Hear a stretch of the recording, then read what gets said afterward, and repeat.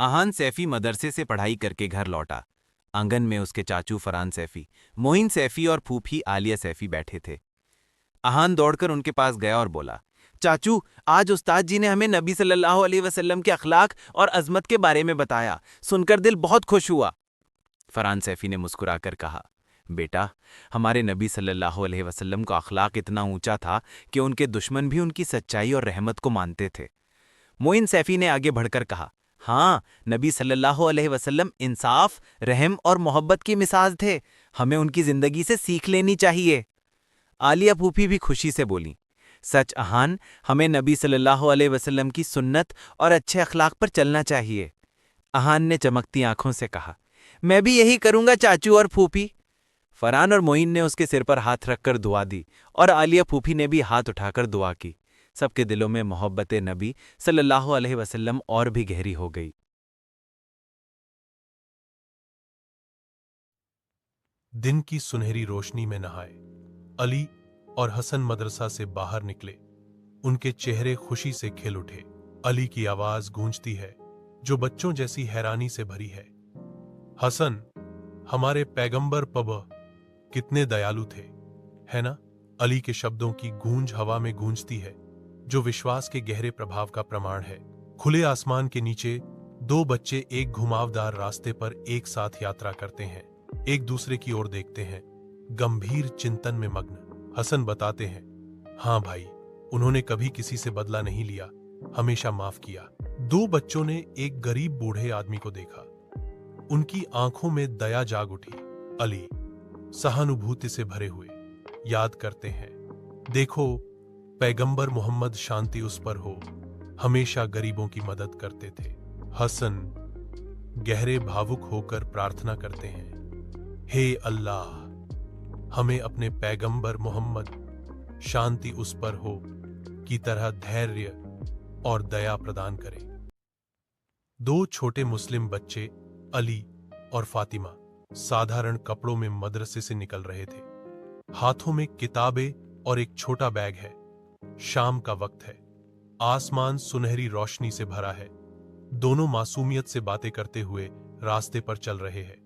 अली चलते चलते फातिमा से कह रहा है, हमारे नबी कितने रहम दिल थे, वो बच्चों से बहुत मोहब्बत करते थे। फातिमा मुस्कुराकर जवाब देती है, हाँ, उन्होंने हमें सच बोलना, नमाज पढ़ना और सबका ख्याल रखना सिखाया है। रास्ते के किनारे एक छोटा भूखा परिधान जमीन पर बैठा है।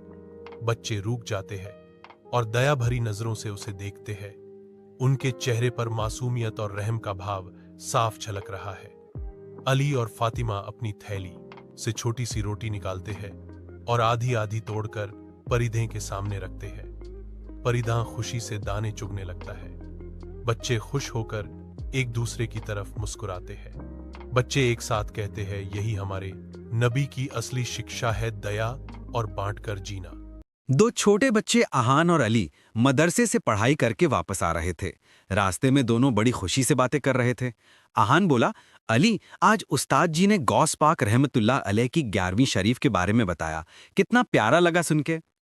अली मुस्कुराते हुए बोला, हाँ आहान, गौस पाक वली कामिल थे, अल्लाह के बहुत बड़े दोस्त। उनकी 11वीं पर लोग कुरान पढ़ते हैं, फातिहा करते हैं और गरीबों को खाना खिलाते हैं। आहान ने कहा, सच, उनकी जिंदगी से हमें अल्लाह और नबी सल्लल्लाहु अलैहि वसल्लम की मोहब्बत मिलती है। इसीलिए 11वीं सिर्फ एक दिन नहीं, बल्कि सीख है कि हमें नेक काम करने चाहिए।